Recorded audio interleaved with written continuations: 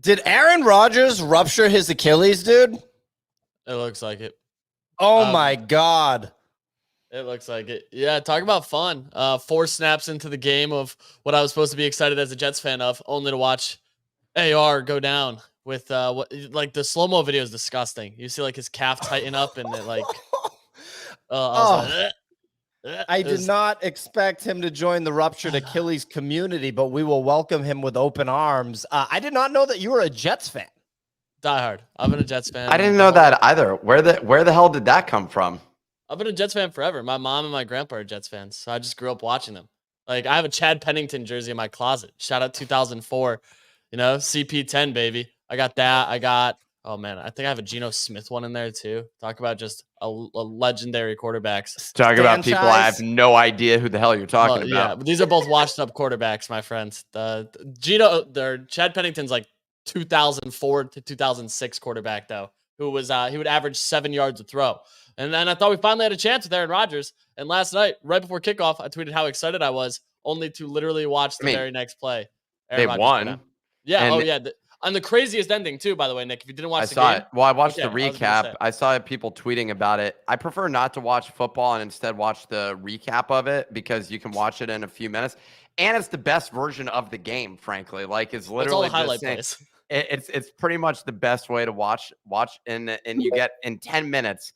You can watch a full game, and it's just good stuff. And you're like, wow, okay, yeah, that was a crazy play. You see the Garrett Wilson catch to tie the game in the fourth?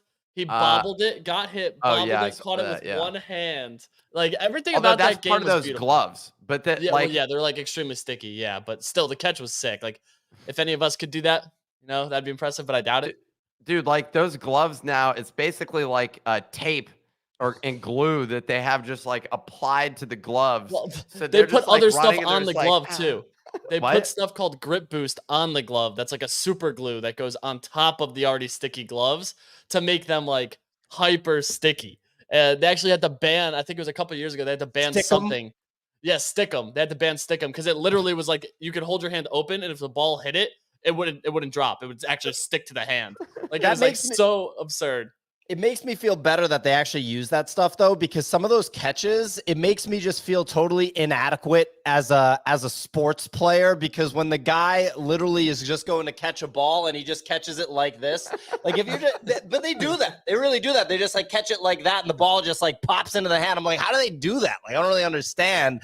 It makes a lot more sense. Nick, I love to hear that you agree with me that the broadcast sucks and it's just better to watch like the actual game tape, you know?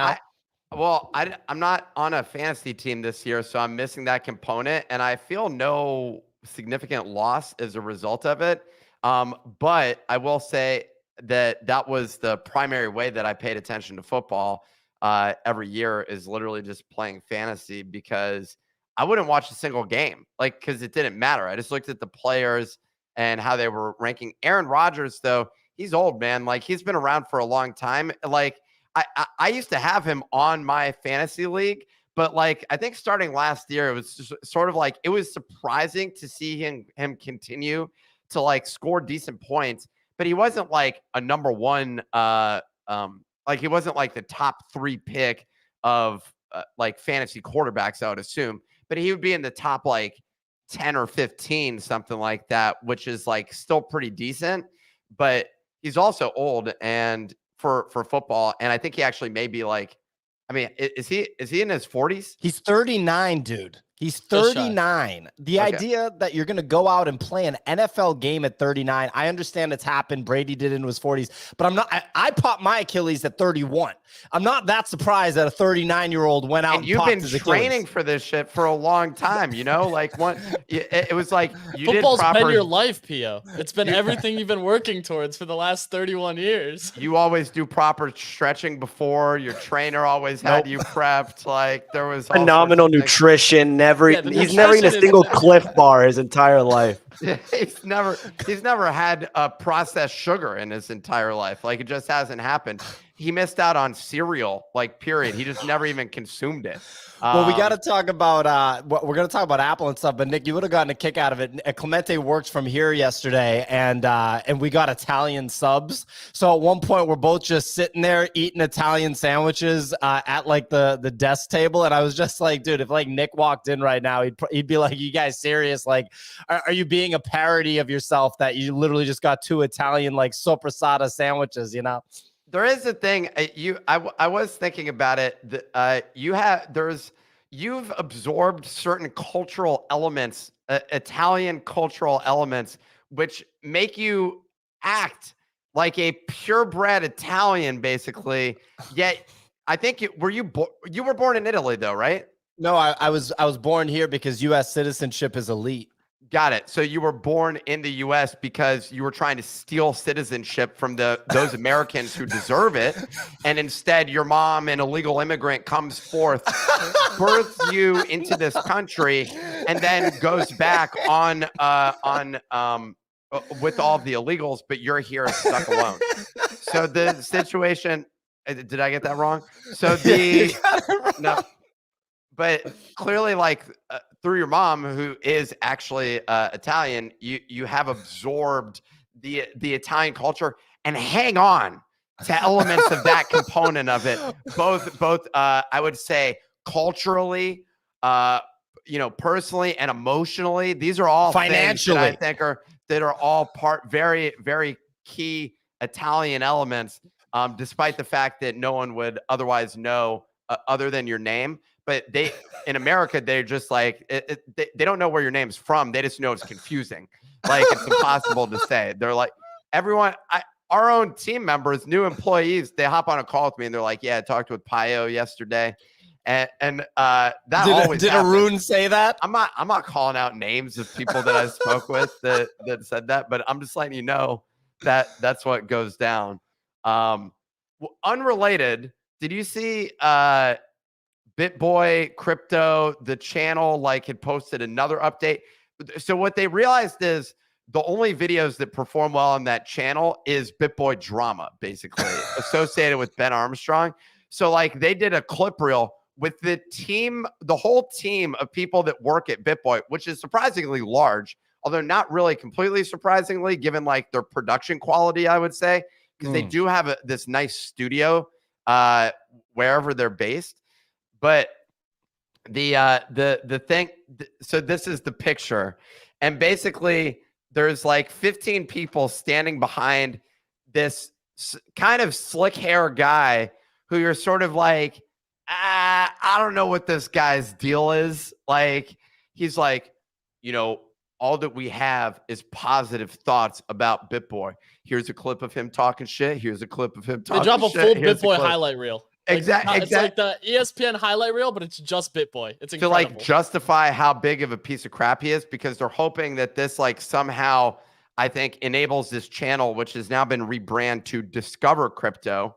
But they're like, they're trying to like, I don't know what they're attempting to accomplish with this content, other than the fact that like this is their last stand before they fade into irrelevance, is kind of what it feels like.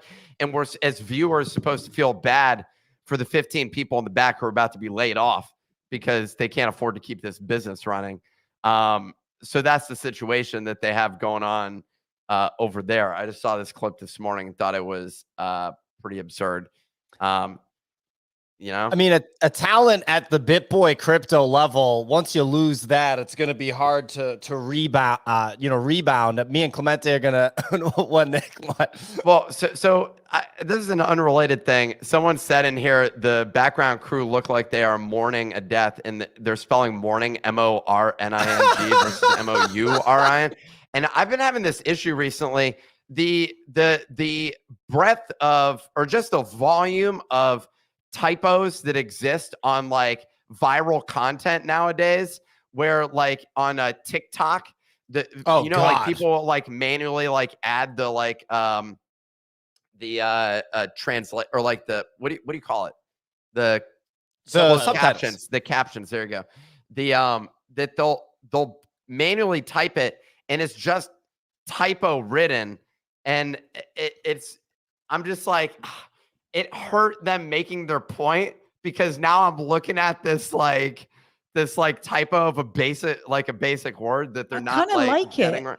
It's a strategy, Nick. Normally, no, but I kind of like it, Nick, because there's so much like stuff that's been put in ChatGPT, and you can tell who the threadles are, who use it, and it's just become like the timeline has become so like clean and just repetitive and the same. When you got that person just mixing up, is it I before E except after a C, or is it C before I except up to the E? Some people don't remember the rules, so it's a real human writing it instead of like AI.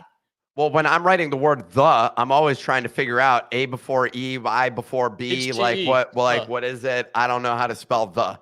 That's like one of the situations where it ends up becoming really applicable. Well, Clemente, pull up my latest tweet, because I just now am seeing this, and this is in line with what Nick said. If you pull up my latest tweet, Clemente, and then I do want to talk to Nick about the Apple iPhone, because there's a new drop today. Before the iPhone, the last thing would be to discuss that security thing, because I think it actually is worthwhile. Oh, this one. Okay, so this is I meant to say clearly for security purposes. So you read this from DC Investor? The thing I saw you do a response, and whenever you respond to people, I find it interesting, because I feel like there's a high probability that you're like in a fight with somebody. And so I just go and I check, and I'm like, is he in a fight with somebody? You weren't. But yeah, I saw that you were responding to DC Investor. He was talking about two-factor authentication. Mike Alfred, an absolute badass Bitcoiner and investor, he got SIM swapped same way.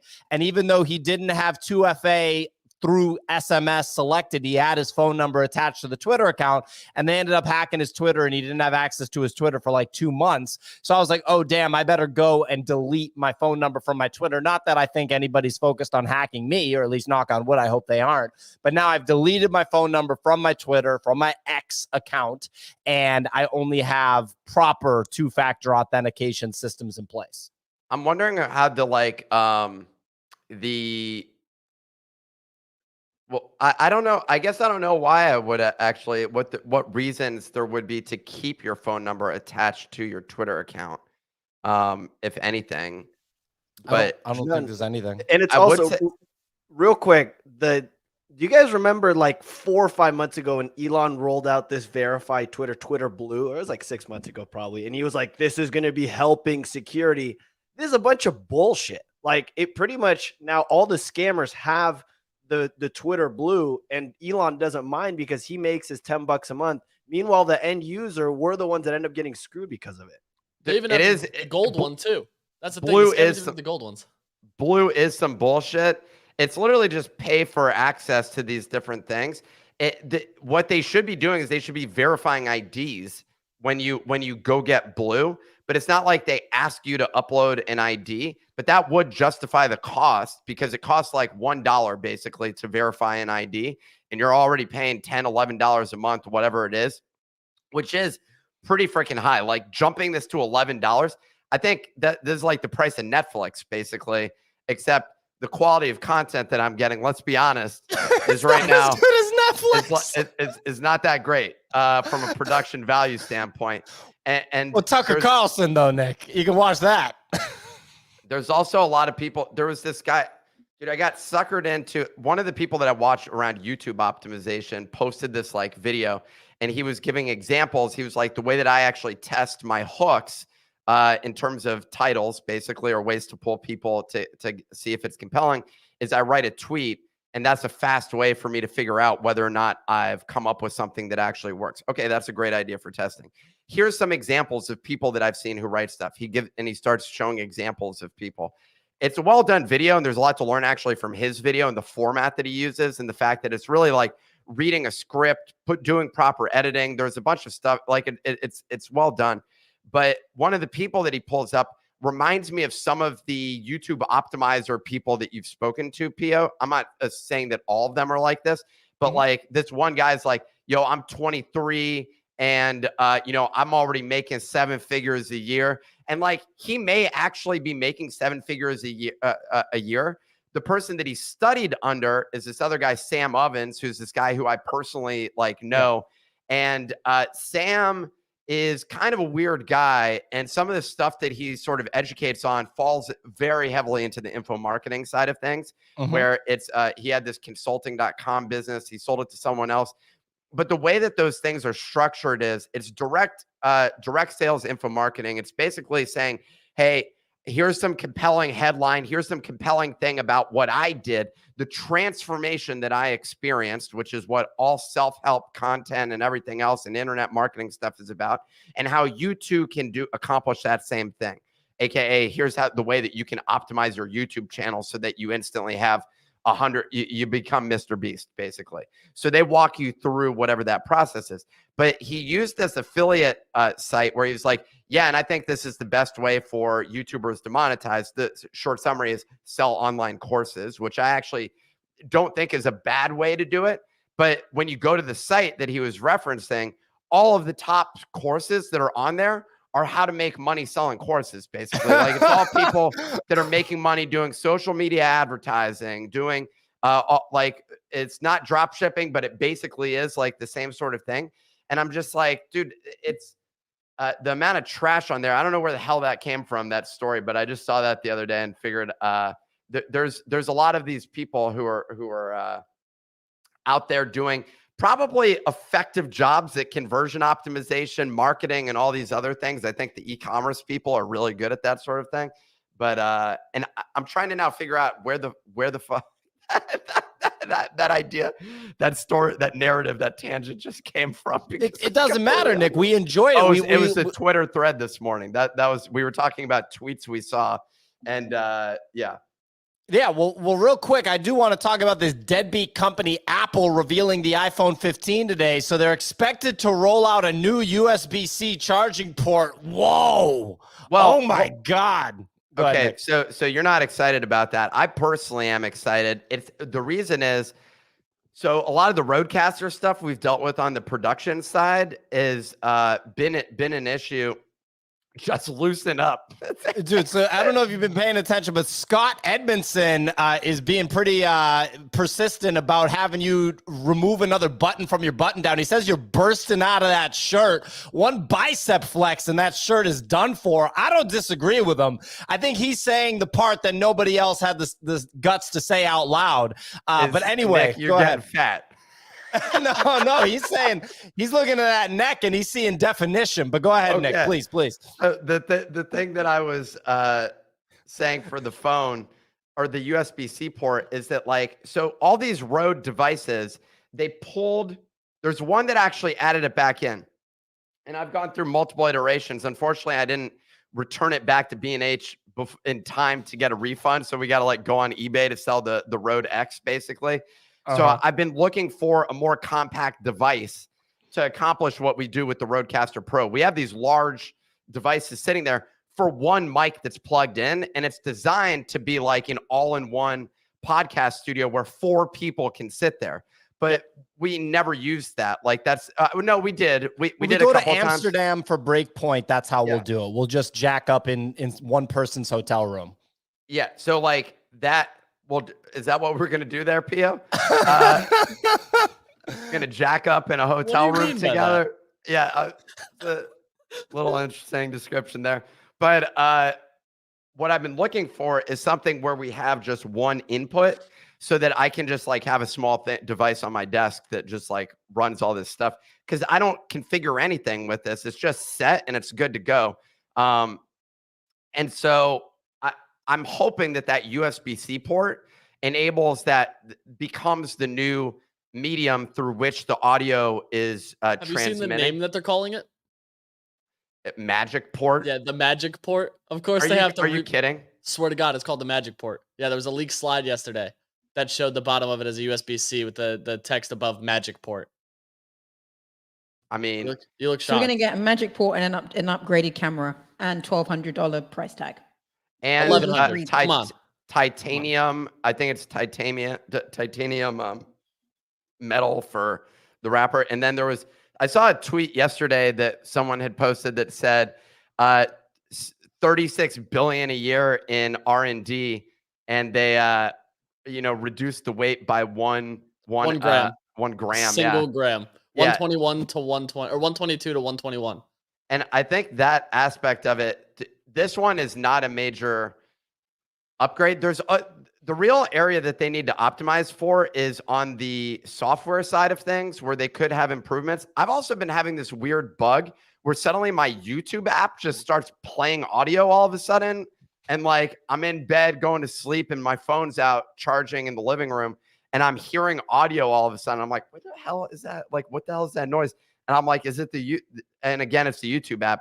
I have to force close it so it doesn't just start playing automatically at random. And I don't know. I mean, I'm sure part of that is a YouTube bug, but like what's triggering that particular like act on there?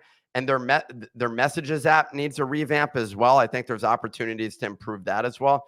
There's a lot of things that they could improve on their product side of things, but yeah, I don't know. I'm not excited about the iPhone 15. Isn't the headset coming out in January? Well, sometime in 2024, early 2024, but it's not clear when that is. So there's not a defined date at this moment in time. I wouldn't be surprised if the iPhone 15 is slightly underwhelming. So they try and get the same customer base who would have bought the new iPhone to potentially buy the headset. Because isn't that like, it's like 3,500 or 4K? It's like something like that. Definitely like a top end product. So I imagine that like the jump for this season probably won't be very interesting, but the jump for the 16 will be more interesting because it will probably sync up with the headset. That like that's what I'm thinking for that price tag. I have no idea. I honestly, I'm not super excited about this one. The one that I'm paying attention to is the watch. But that's not happening till apparently the next update. They said the 10-year anniversary, the watch X or something like that is what they're calling it. Breaking new grounds with naming. Is the thing I'm looking forward to. I honestly think this is like one of the best devices. Primarily, that customization of the screen to me is it's big on my wrist, but I think that this is one of the best devices that you can get just in terms of like value. Because like if you go get an expensive watch, like an actual expensive watch, I'm talking about like ones that are like a Rolex or something. These things cost $10,000+. But I can go get an Apple Watch. I can get the Ultra which makes satellite calls when I'm stuck in the desert, because that happens all the time. Because you know me doing ultra marathons by myself through the desert. Yes. It'll like it has all this technology built in. This is like the true James Bond device. I don't need a phone on me, and I can literally be out making phone calls from my watch with AirPods plugged in to the watch. I can go like swimming. I can make payments. I can do like anything with this device. That to me is like pure magic, basically. And if they're able to like, if they can evolve that even further, the thing was like they needed to make this bulky version of it in order to like get all that technology in there. But the battery lasts 2 days. But you can replace your phone essentially, last all day just on this. And for those that are like concerned about being addicted to technology, that's something that you can like actually do with it. So I really like it. Someone asked if this is an Apple commercial. Yeah, we're really excited to announce our new partner, the biggest supporter of NFTs, thinking that the company looking for the next big bull run, Apple. They're really bullish on crypto. There you go. Well, look, ladies and gentlemen, great to hear Nick talk about Apple Watch and Apple products in general. I mean, from my perspective, Apple hasn't really innovated the way that they once did when a gentleman named Steve Jobs was running the shop over there. He was a heavy hitter. Nick?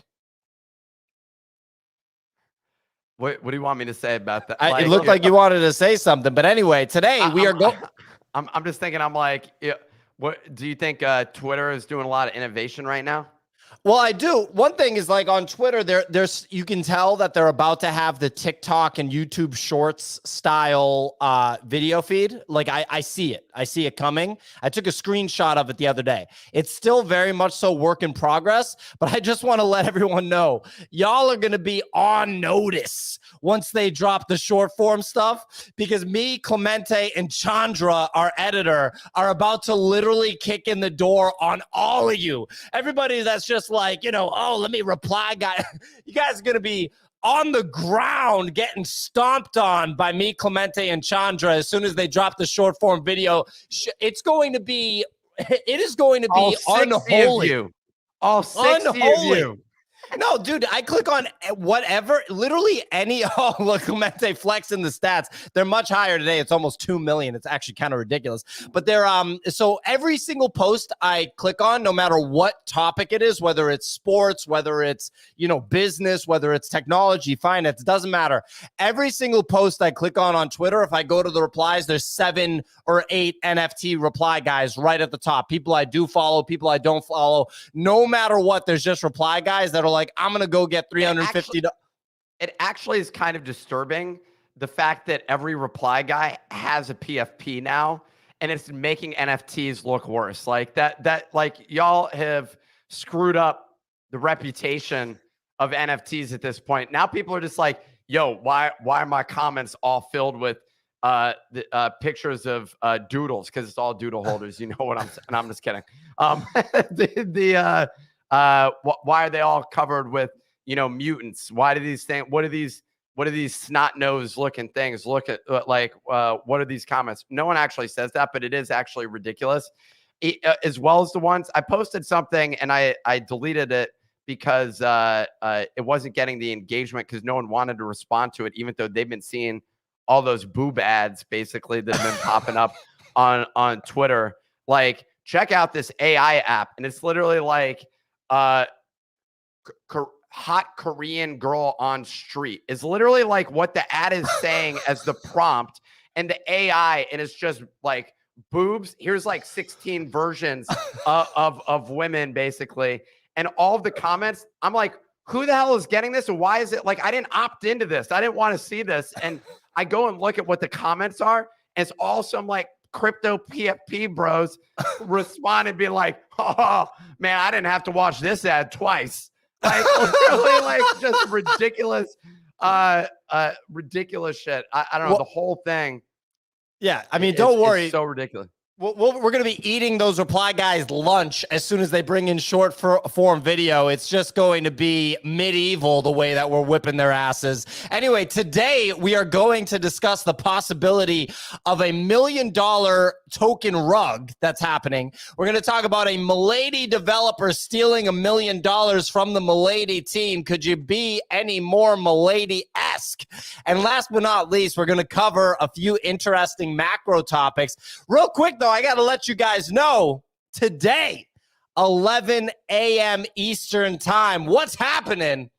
BoDoggo's pack drop number 3. It's going to feature 1,000 total packs. And they're going to feature 1,000 total packs, and it's going to feature free NFTs from our phenomenal internal art team, and also going to feature a number of redeemable NFTs that can be taken off of the platform. That's 1,000 packs dropping today at 11 a.m.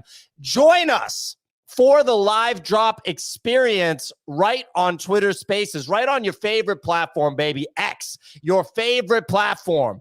11 a.m. Eastern time, we'll be live on X, We're dropping the packs with you. Nick, go ahead. You're like your favorite platform. We still, for the love of God, cannot figure out why the hell you're only willing to operate on X. Like, get the hell off the product. Well, why Nick, can't you go anywhere else? Like, have you heard of YouTube? Have you heard of Google? Have you heard of Instagram? You big old dummies. Like, what the hell's going on? Jeez Louise, we can't get you anywhere else. We're getting tired of it. The only way to build influence in this space is on X. Writing some snarky tweet reply to someone else that gets them really fucking pumped. am I gonna have to start telling people to get on their knees and start like Farouk did? Is that what I'm gonna have to do to get the attention that's necessary in this space? Jeez, I don't think so. I mean, the funny thing is me and Clemente were like talking shop about how well like the YouTube's doing. It's like, wow, it's kind of crazy. But then we were just kind of like, I feel like we can't afford to spend any more time on this because literally nobody cares. It's like I'm looking at the stats right now. We're almost at 2 million views in the past 48 hours. And it's like, well, we can't afford to do anything here though, because it doesn't make sense to. We just got to focus on X the whole time. It just, it was funny to us. We both like had a laugh about it because it's just like, well, we got to focus on X. No one cares about the 2 million views in 2 days. I think it is useful to at least have like, I have some thoughts on that, but regardless, content optimization is actually difficult. I think the bigger thing, and that's where like a lot of these things are relevant, which is I have like obviously a lot of thoughts on this subject matter. NFT God wrote something the other day, and I saw, oh my, Carly, what's her last name? From JPEGs? Yeah. Carly JPEGs. Carly Riley. Carly JPEGs. So Carly JPEGs, she's out here responding to NFT God because NFT God wrote a tweet where he was saying, you know, the only thing, the most valuable thing you can have is audience. And I'm like, well, let me put a pause on that real quick. The most valuable thing you can have is an audience that is willing to take action on something, basically. Like if you like an arbitrary set of numbers where you just have 1 million people listening, I don't know what the conversion rate, like I don't know what Mario Nafal's conversion rate is to product sales, for example. Like I don't know what that looks like. Just getting numbers go up is not inherently like valuable. People are looking primarily to just sell something, and that's what they're looking for in an authentic way. And it's difficult to do that. Like that said, NFT God writes about X and Twitter.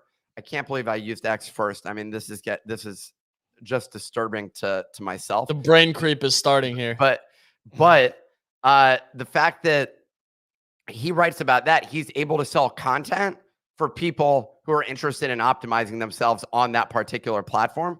But he's not like him saying these are the best shoes.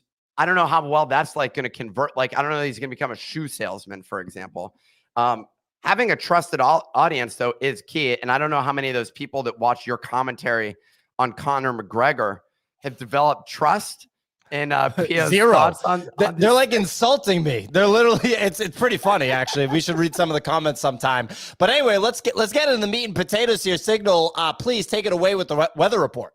Yeah, sure, guys. Today, Tuesday, the September 12th, market volume coming in at 9.4 million, Blur at 5, OpenSea at 2.3, and Clemente is putting Friendtech at 8.3, which is smashing Blur and OpenSea. Onto the NFT market leaders. Well, it wasn't a pretty day out there. We've got Milady's down 13%. They're now below 3 ETH. D-God's down 9%, Captain's down 8%, and Apes down 5% in the last 24 hours. Basically, the summary, it's all down. Over on the crypto side, ApeCoin hit its all-time low at a price of $1.13 yesterday. Lots of fear over the DAO's functionality and its ability to continue. The token still has a fully diluted market cap of 1.15 billion, however, so it's still doing pretty darn well. Over the past 24 hours, well, despite having 2 audience and after raising 800 ETH from their pre-sale, Banana Gun's token contract had a bug with its tax feature, and the team announced plans to relaunch via an airdrop to holders. We believe the holders are still waiting with bated breath for that airdrop. Onto Milady's, and another robbery seems to have happened. A developer working on the Milady team stole $1 million in fees from the ecosystem and managed to gain control of multiple Milady-related Twitter accounts. As a result, Milady's and the redacted Remilio babies are now down over 14% in the last 24 hours. Another meme coin-related collection, Sproto Gremlins, also continues to bleed, down another 10% in 24 hours. Over onto CryptoPunks. Well, Beeple Studios meetup on September the 30th is going to feature speakers such as Seed Phrase, D, Snowthrow, Jack Butcher, and many more. People or punk holders are gearing gearing up for that great event, which will be happening in South Carolina. And then lastly, Josh Cook, the president of Proof, is expected to be transitioning away from his role and rejoining his previous law firm, although he didn't have a major role in the company's operations outside of providing legal counsel. That is all for the weather report today, folks. It is back to you in studio. Nick, do you have something you wanted to add? The only thing I was going to say there is we should switch it so Bunny can read the Bored Ape floor price of the day. So, Bunny, what's today's floor on Bored Apes? It's like 26. How? What's down the a little bit from yes? It's down a few percent from yesterday. What's the emotional not state that I'm right now? looking- Not that I'm looking at it all the time or anything. I just happen to know that because easy read it. What's your emotional state as well associated with that floor price? Apathetic. Okay. Yeah, I'm completely numb to it at this point, dude. I just assume it's gonna go to 0. Well, there you go. I saw the vessels were going up in price, so that was great to see. Got an email that said someone extended an offer on one of your NFTs. I was like, excuse me, what are you talking about? Anyway, some updates from the Nifty Daily Digest, the daily newsletter published at thenifty.com. You need to have an account at thenifty.com to participate in the free NFT drops that happen almost daily and the BoDoggo's pack drops. So definitely go there and check it out. The Daily Digest is also posted to X every morning. It's pinned up top on the Twitter space and emailed to anybody that subscribes. First story. Zach XBT's legal fee refund contract is now live after Machi agreed to drop the lawsuit and the legal funds are no longer needed. So there you go. A little update in Zach XBT's world. Is it Pado Labs, P-A-H-D-O, or is that a typo, Clemente? No, it's correct.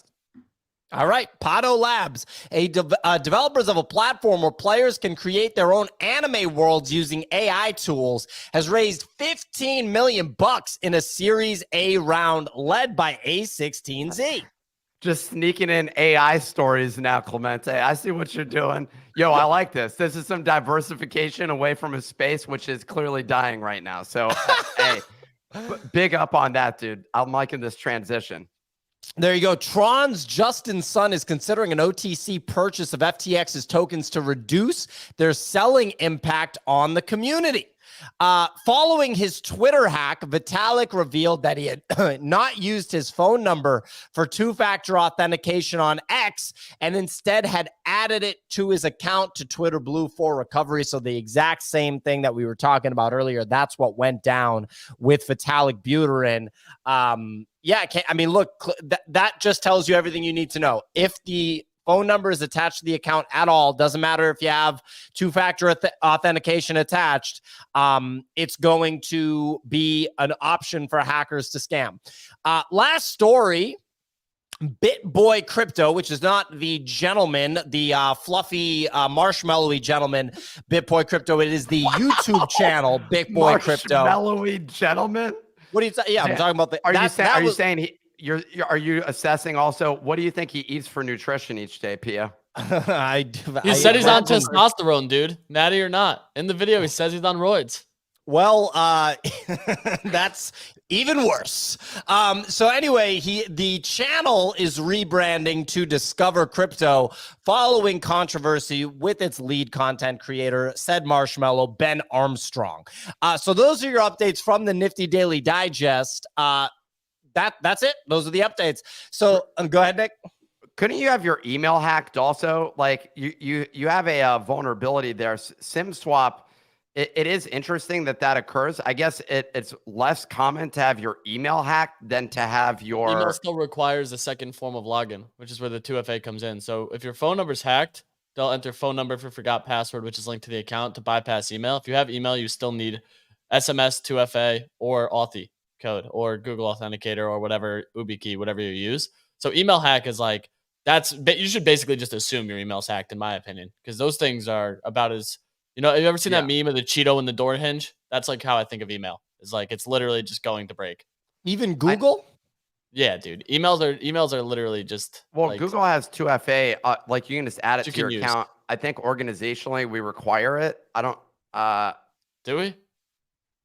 I don't know. We do. I think we do because no, we do because it makes me sign in through another app on a connected device. Yeah, they just evolve. Like their 2FA is actually a combination of things. So they also have like anti-hacking things that require you to log It made in me with go to my another app. Saga phone the other day. It was like, click the YouTube app on your Solana phone. I was like, It what doesn't the matter fuck? which device you're on though, but that's also where like if your device gets stolen, but it's way harder to like now breaking and entering to get into someone's place or stealing it from their bag would be like the next thing that happens. But yeah, I guess deleting your phone from Twitter is the way to go. So I'm going to delete it. Yeah, I did it. I mean, for you too, Nick. I mean, like your account is more attractive to hackers. I think you have like almost 150,000, if not more, followers. So I'd I have a imagine that's like shrinking follower base every day. So that's nice to see. well, but to be fair, you don't tweet at the levels that the X algorithm encourages, which I think are very high levels, like 80 plus. Go ask NFT God. I think he'll tell you it's 80 plus tweets per day. Well, I will say by removing the automated GM tweets, each tweet actually gets more impressions. That said, you do have to write like compelling content to make it go viral. The problem is that like I'm getting a bunch of recommended stuff in my feed from people that it's like connected through the network now from other people that I follow. And I don't know what your main screen looks like now on Twitter, but the For You thread is kind of like saturated with a bunch of random content. So yeah, it is interesting. If you just get a certain number of impressions now, it just gets more impressions. It kind of operates like YouTube, but from an impression standpoint. So if you get impressions, you get more impressions here, whereas YouTube is on watch time, which just makes it such a weird sort of experience on the For You page now. Yeah, I'd say my For You page actually isn't barbecued. It's a combination. It's a pretty eclectic combination of stuff, but it's actually not that bad. What's barbecued is my notifications because a different scam is in there every 30 minutes. I've seen D Farmer talk about it. Other people talk about it. It's like out of control. Look, first story, we'll do it kind of quick. I want Nick to lead it. He already touched on it. Bored Ape Yacht Club prices. Nick, you infamously have sold 2 Bored Apes for massive profits. You also made calls on how low you thought the floor could go. I think initial predictions from you were $50,000. You then adjusted them to $30,000. Is that and we haven't hit that yet. We haven't hit $30,000 yet. We're close. We're getting close. Pretty close. And by the way, shout out to y'all for telling me not to buy more Solana than I did yesterday while I was on the show, that I should just DCA instead. We're up like 10% from where your boy entered yesterday. That would have been, although I never sell, so it doesn't really like make a difference. Would have been a sick $500 gain instead of 250.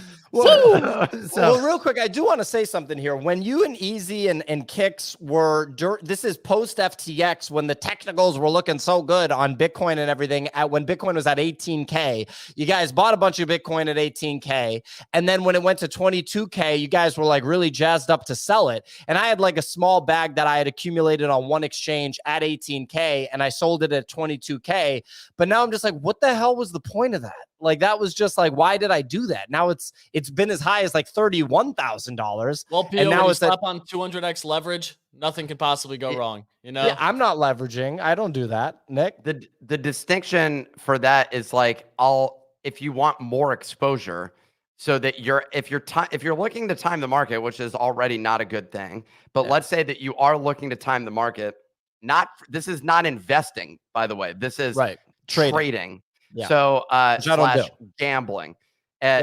From that standpoint, I'll put in way more in the hopes to just make a trade with an entry and an exit point. That's completely different than my like long-term investments, where I'm just like putting money aside and saying, I want this thing to go up over time. Yeah. So that's the main thing. On Solana, I wasn't trading yesterday. I actually was aiming to buy and just have it go up.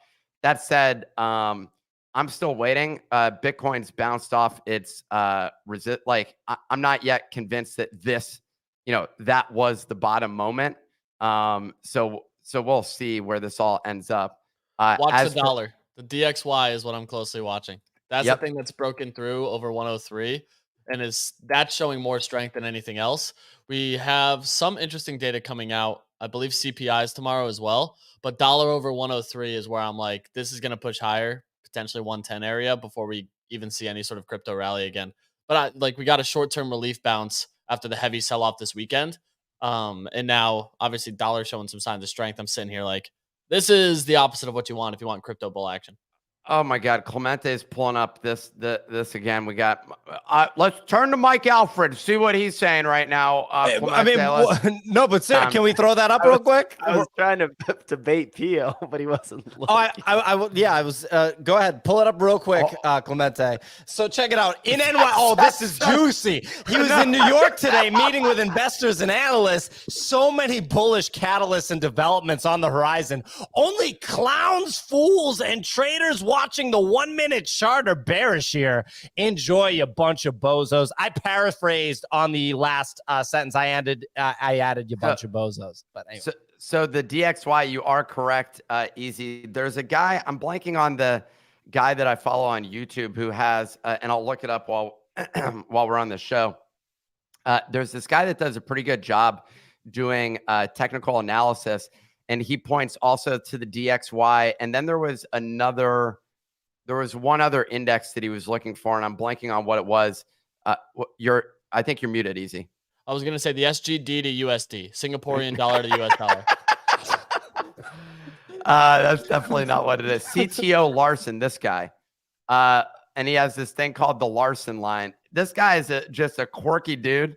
But he has a really good analysis, essentially, outlining how he's deriving whether or not we got a next leg up or we got a leg down. It's essentially waiting to see what happens.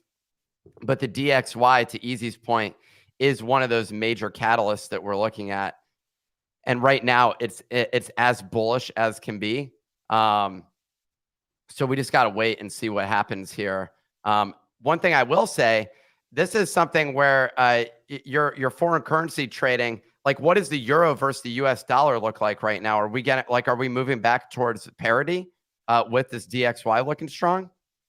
I've been following that because I had to book our event in Amsterdam. So I was looking at the US dollar versus the euro. Easy. 0.93. Yeah. We're almost back we're to almost right back at parity, which is wild. I had not looked at the euro to the US dollar in a while, to be honest. I mainly just look at DXY because that's directly correlated to it, which euro US dollar is more interesting, I guess.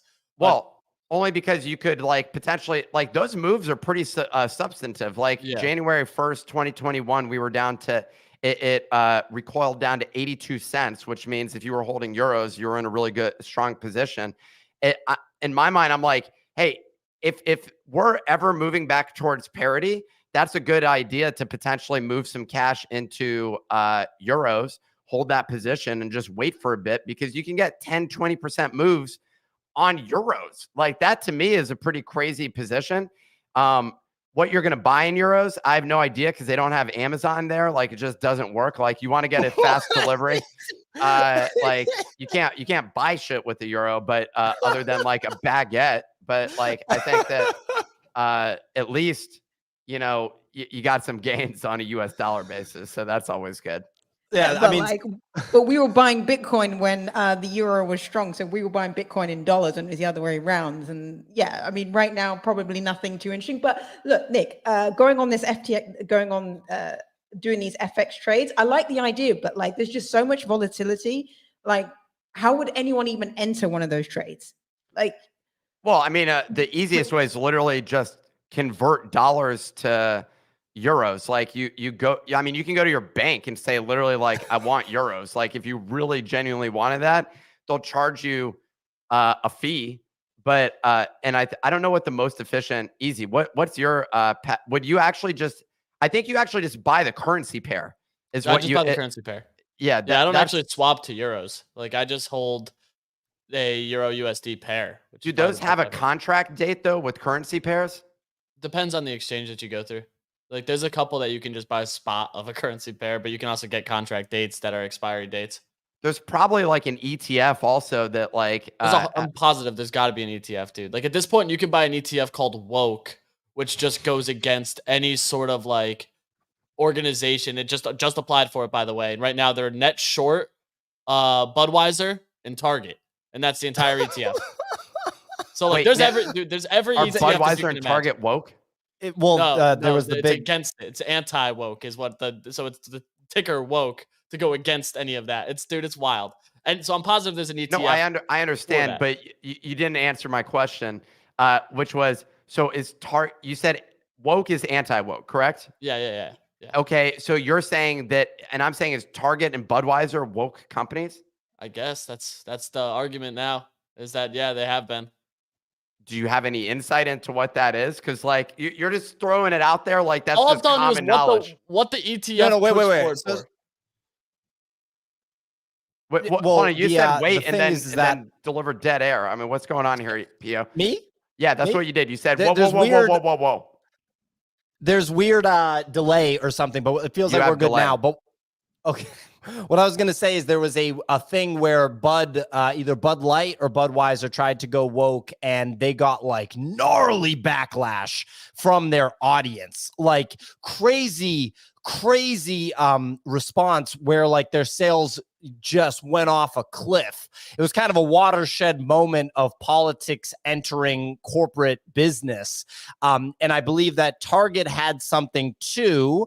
And okay, so Target so here's had what it was. backlash against. So it's the opposite with Target. Yeah. No. Budweiser used the color pink in an advert, saying that pink is a feminine color, and then it got backlash for that.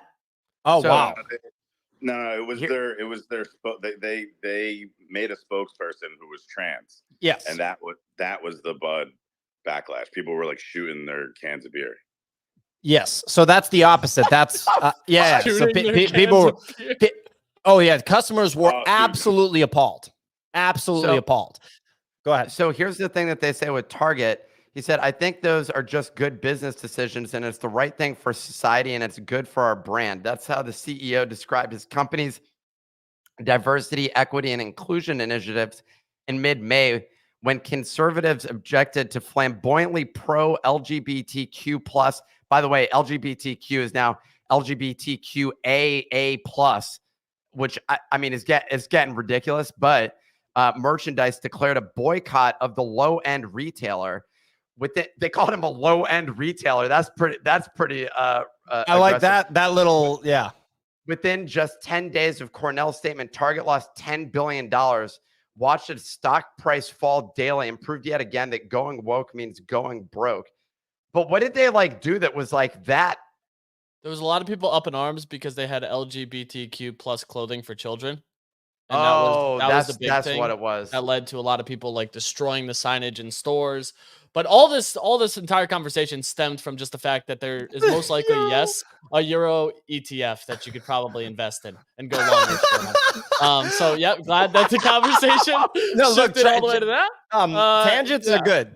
Tangents are good. But real quick, guys. So I have to throw a flag here about the buying the euro and getting the 10%.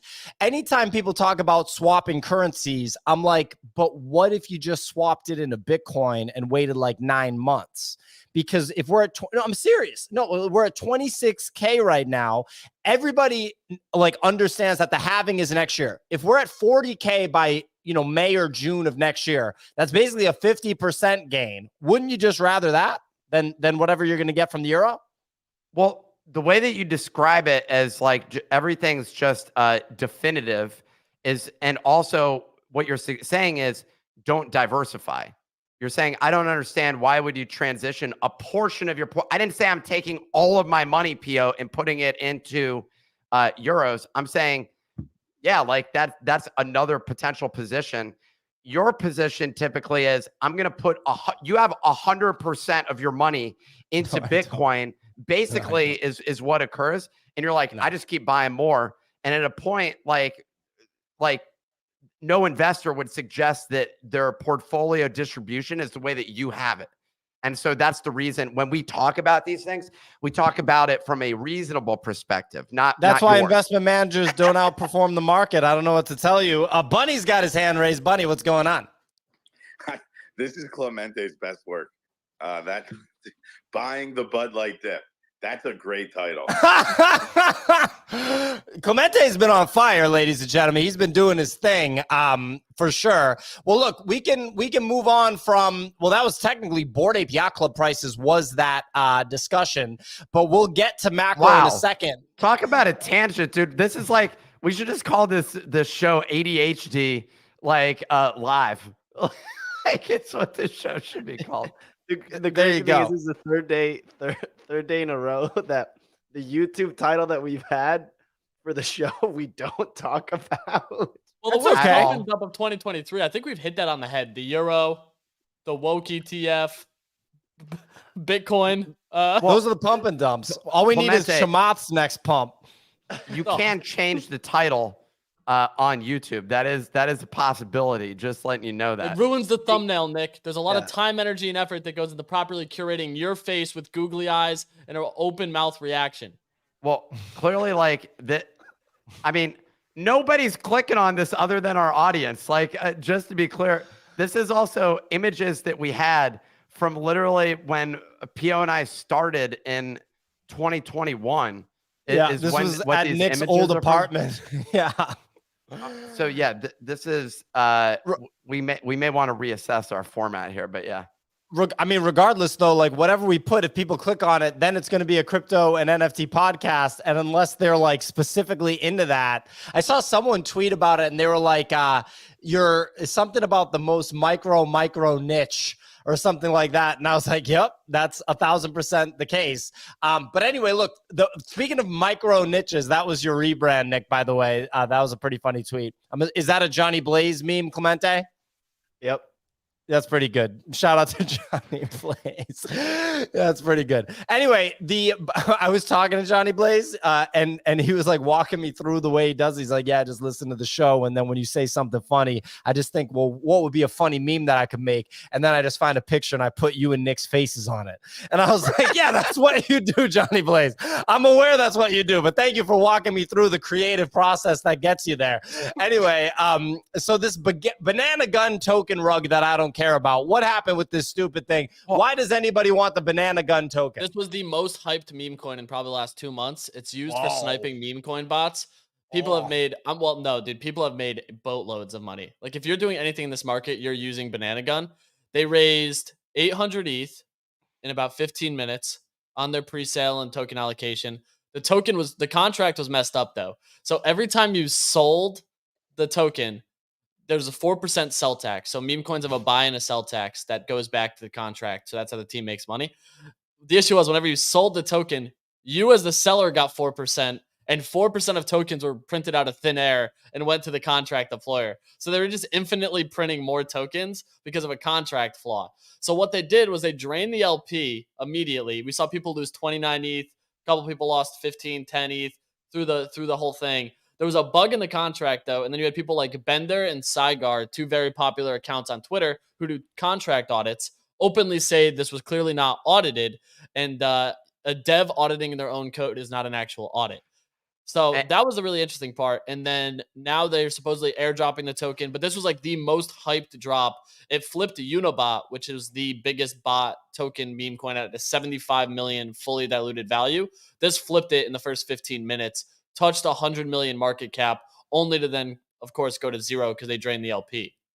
So in terms of the hack that was associated with it, there was a tweet that went around that was a guy who just went on ChatGPT and was like, what's wrong with this contract?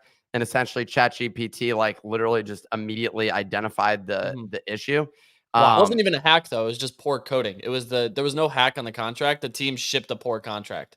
Did you see, this is completely unrelated to that, but it is ChatGPT related. Did you see that article that was saying how much water is consumed with every query that you make on ChatGPT? That it's like 10 milliliters of water for every query that you make, which is pretty crazy. It's a lot of water.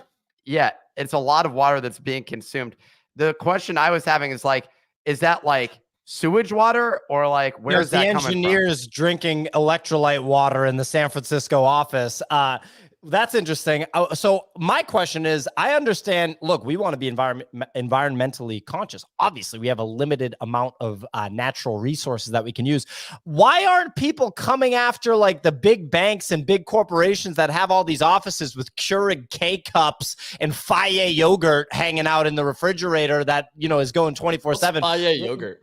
Where's the energy FAGE. consumption from those companies? I don't understand, but like, you know, the decentralized blockchain network, that's what's consuming all the energy, but not the Wells Fargo office in FIDI. I don't really understand. But by the way, even the environmentalists know that crypto's not hip right now, Pio. So they're talking about AI. They're going after AI. Let's go. They baby. pivot. Even the environmentalists pivoted to AI too. They're like, yeah, crypto. No one uses that shit. Everyone's using AI. Let's attack them. Yeah, dude, I don't know. It's like, I think about it too. It's like people are like, yeah, AI is going to revolutionize the world, but it's also going to destroy it. And that's basically everyone's hook. Well, I don't know about, sorry, Signal, what were you going to say? I want to ask, easy back, just on the banana token thing, right? Was there any sign that this team were going to rug? Like, so they did. So I will say they didn't rug because like now they're paying out of pocket to refund a lot of this. They took a snapshot before the sell-off supposedly where they're going to be refunding. The more interesting thing to me was like the easiest way to resolve this was if you took the contract and made taxes 0-0 and just didn't make money off the token, because they make a ton of money off the bot. Like they've made millions of dollars off of using the bot. So to me, that's why I'm like, this is weird for them to like just want more money, but I guess greed like rules all. So they're redeploying the contract, but I don't think they're going to rug by any means. Like at this point, the team has been in the meme coin space, as wildly enough, since the very start, and they are the most used bot. It is like hands down the most used Telegram bot by users, and they make millions of dollars off fees a day. Totally different story here. I just got Legendary tweeted this out. Luxor added a gambling feature called Shout out YOLO. Shout out YOLO. I can't even finish my sentence without you want to read the rest of this? No, it's just a fun game. So what, this is just pure gambling. So what is it? You put money into a pool and at 5 minutes the winner takes all the money? So it's a risk reward pool based on the amount of money that you deposit, ETH, Lux token, and PFPs. And based on the value of what you dump into that pool, it gives you an accrual on the wheel. So a percentage of the wheel that you own. Wheel then spins using Chainlink's VRF, I believe. And then it settles on whoever wins, and they get everything that's in the pool. The best part is you can dump like rug NFTs in it, and it assigns a value to it. So people just dump all their rugged NFTs in there, and you end up with 3,000 NFTs and a little bit of ETH and Lux token. So I saw, if you know Min Dynasty, the popular Azuki creator, he played this game on stream and turned 0.05 ETH into 3.5 on his very first spin, and then just left. It was wild to watch, but it's purely gambling. Like at the end of the day, it's just a roulette wheel. The fact that Luxor has completely pivoted into actual on-chain gambling is indicative of where we're at in this market cycle. We've been discussing that side as well. The problem is we're trying to be a legally compliant business, which is like crazy idea. Foolish us. Luxor is international, right? Yeah, they're not based in the US. They did a token drop. I believe they were one of the first ones where you quote couldn't be US based to claim the token. That's what everybody says. We're not in the US.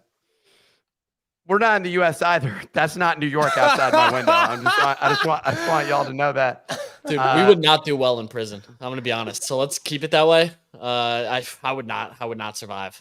That clip is going to just be viral in 5 years when your ass is going to the state penitentiary easy, and they're just, replaying all the stuff from back into here. I'm just saying, you're going to be trading your cash into euros and doing it in a sketchy way, and they're not having it. Clemente's new title, AI Thirstiest Technological Revolution. Because you guys didn't talk about it. Well, no, we're only talking about AI now because it seems like you're allowed to talk about anything, but if you even mention AI, people are like, oh, the pivot in AI, like in the heartbeat. I'm so ready to just have everybody be like, oh, look at AI. So here we go. AI, NFT ladies and gentlemen. NFT now made the pivot that maybe we end up seeing that was a bold, smart decision is what we end up concluding. I saw them launch Now AI. We're going to launch then AI. We're covering the then of AI while all these other people, bandwagon to the now. We're going to do the then. I mean, You can get alpha access to Now AI. So are you sure this is it? I don't think so. This is not it. It's just like, I pulled up the wrong link. What do you want me to do? Sorry, guys. You know, Clemente's got a lot of work to do to become Jamie level from the Joe Rogan podcast. Or was it? Is it? I don't know. Maybe it isn't. Is that it? It is. All right. We're now. Let's just. No, that's not it, dude. Look up NFT Now Well, AI is what you want to look up. Anyways, this is completely not relevant whatsoever. But they do have an AI category, Now AI, and it uses their branding. So that other one is not their branding. Anywho, maybe Ryan Carson. Shout out to Ryan Carson. Was he just owned it and went on his way. What happened? Like, where's he at with his AI? Let's pull up his LinkedIn, Clemente. Pull up his LinkedIn real quick. Let's see what the story is with homeboy RC. Ryan Carson, tatted up AI influencer. What do we got? What we're gonna put. Oh, here we go. So we got Ryan Carson. 6 months ago was the last time he posted. So he said, "Join me this morning to discuss AI." He just disappeared. Oh, tough, man. Tough. All right. Well, anyway, last story that we're going to cover. What's so funny, Nick? I mean, that's just depressing. Like, we were like, oh, let's pull him up. And it's like, oh, he fully quit everything. What the fuck? Like, I feel bad. Like, I don't know. It's tough. It's tough, ladies and gentlemen. The grind of content creation is something that many aspire to do, but then the moment they start doing it, they quit within days. So look, let's talk about the macro real quick. Well, we had Spencer tweeting that your JPEGs are going to go down in price before they go up in price. He said it's going to get worse before it gets better, as he was chowing down on bulgogi beef over in Korea, I'm sure. Nick? Is that how you say it? Bulgogi? That's really pessimistic for Spencer, gotta say. Spencer's never that pessimistic. I mean, he's kind of been saying this for a while. He has been sort of posting the bearish tweet. I don't know what that pudgy image has anything to do with bearish. Like, that pudgy image means that pudgies go up out of everything. And the only thing to hold is pudgies go up. That's what it means. They're the only ones who are actually heading up the mountain for price to go up. Everything else is going to get worse before it gets better. Normally, he's very like the glass is half full on where the space is and where it's going.